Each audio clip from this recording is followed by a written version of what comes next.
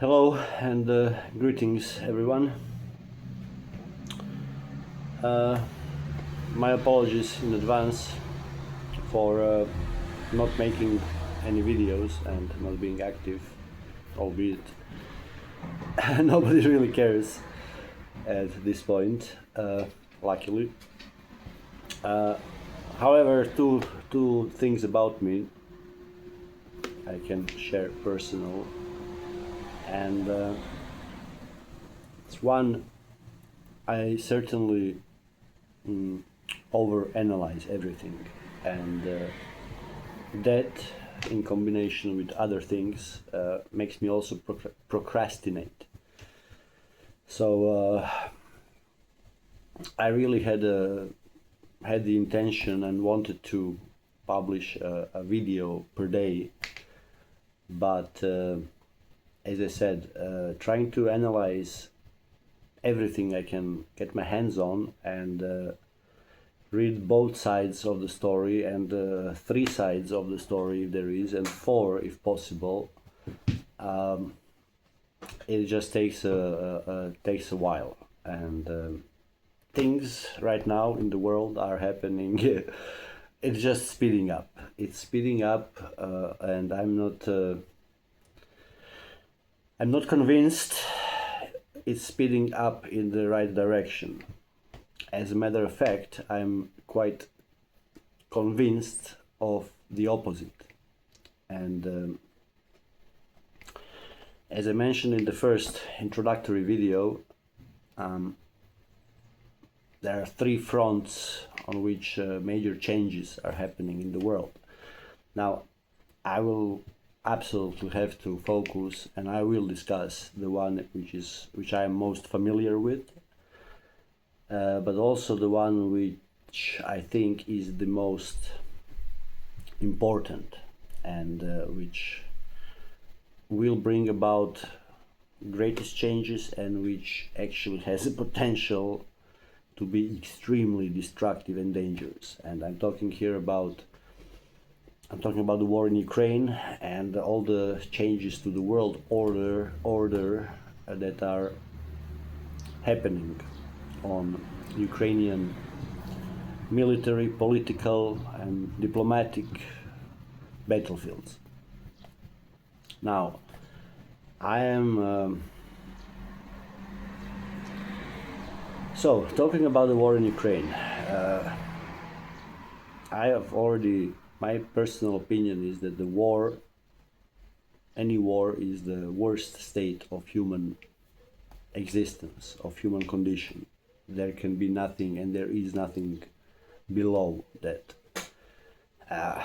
For some people, unfortunately, right now, World War III is their wet dream, and it is scary as fuck. Now,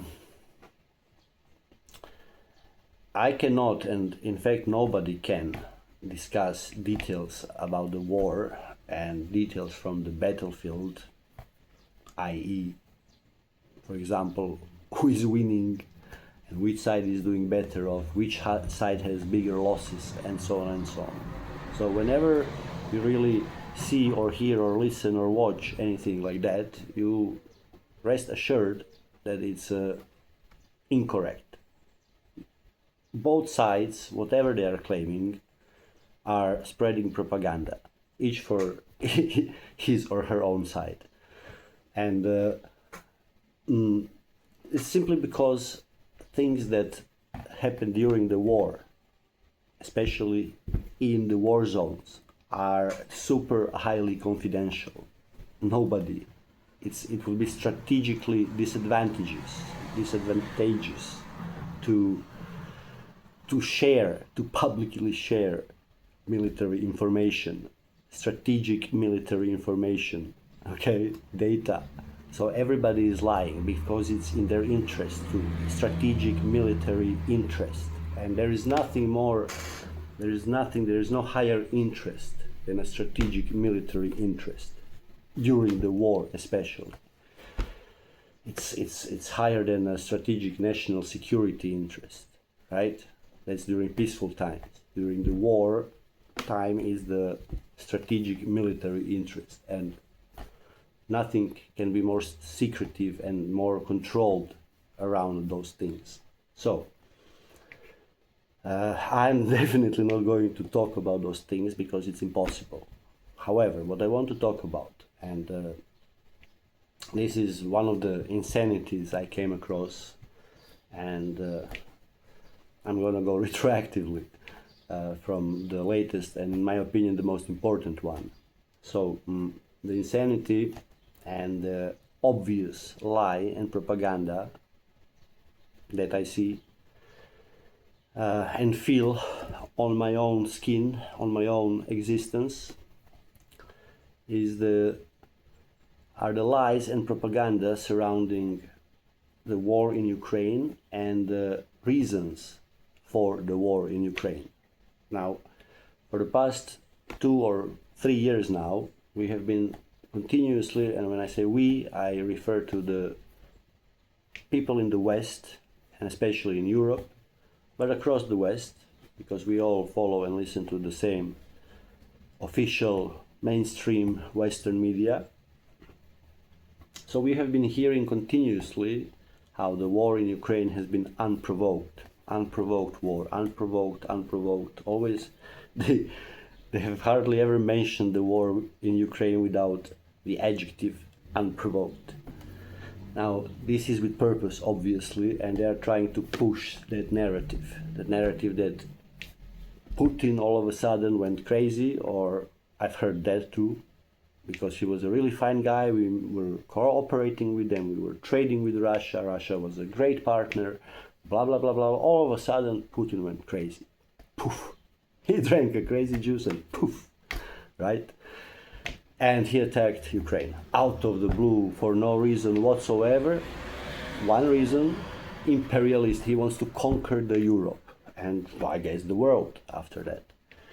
Anyhow, it's bullshit upon bullshit.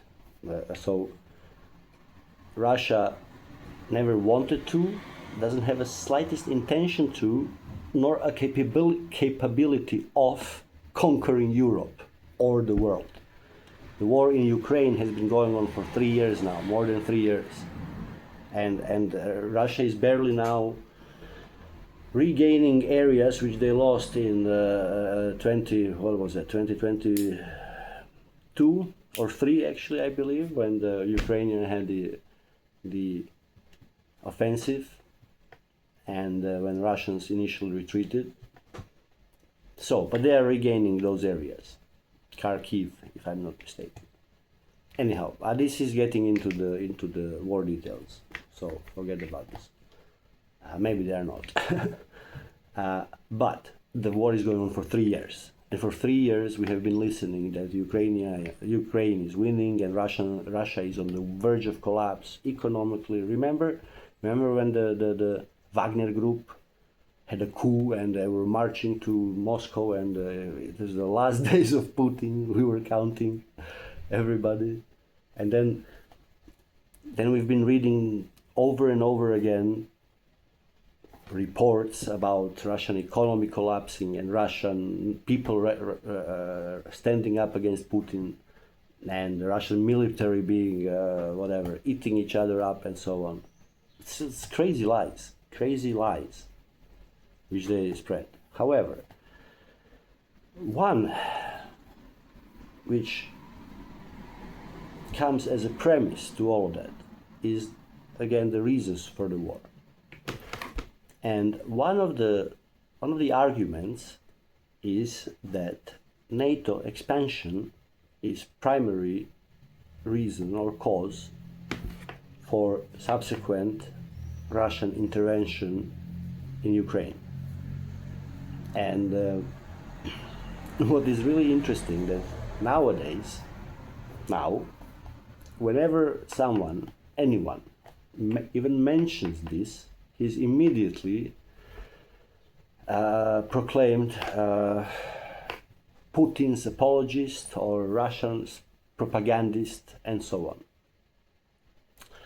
Now, what I find problematic here is the following. When I was studying, which which was 25 years ago, 25 years ago, NATO expansion and relations between NATO and Russia. This was all post end of the Cold War, post Cold War era.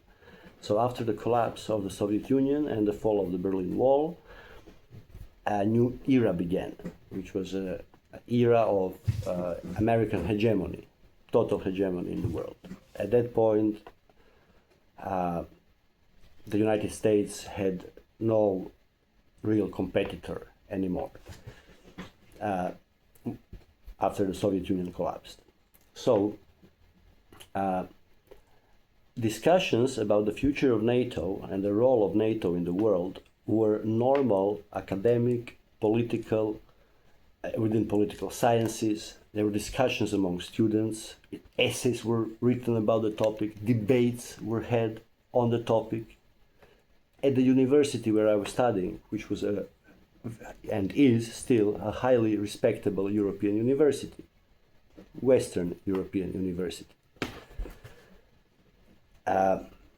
So, as I said, books, essays, discussions among academics, among political scientists, among students.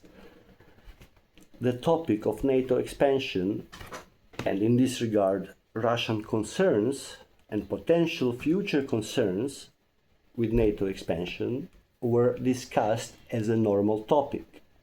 It was 20 years ago, 25 years ago, this was also discussed, but nobody was ever claiming it to be Russian propaganda and so on.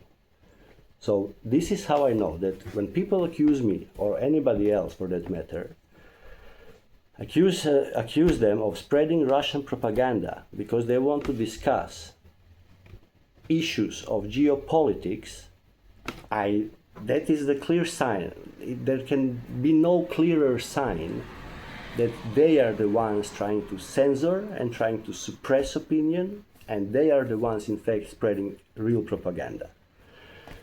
So when you really know and feel it, when you really know from your own experience and from your own honest perspective that something is wrong, you can never agree with it, never.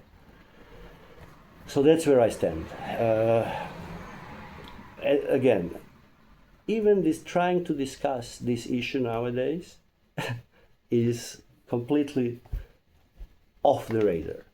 It's a non-topic in Europe or even in the Western media. And it should be, because it's a real topic. It's not a Russian propaganda topic. If historical facts are Russian propaganda, then I'm sorry. Then we are not on the right side of history right now, okay? Because historical facts and historical examples and historical developments are simply not propaganda. We should learn from them. We have to learn from them. Otherwise, and that is exactly how and why we keep repeating sometimes identical mistakes from history. So it's going to be a short one for now. More are coming soon. Thank you for watching. Thanks.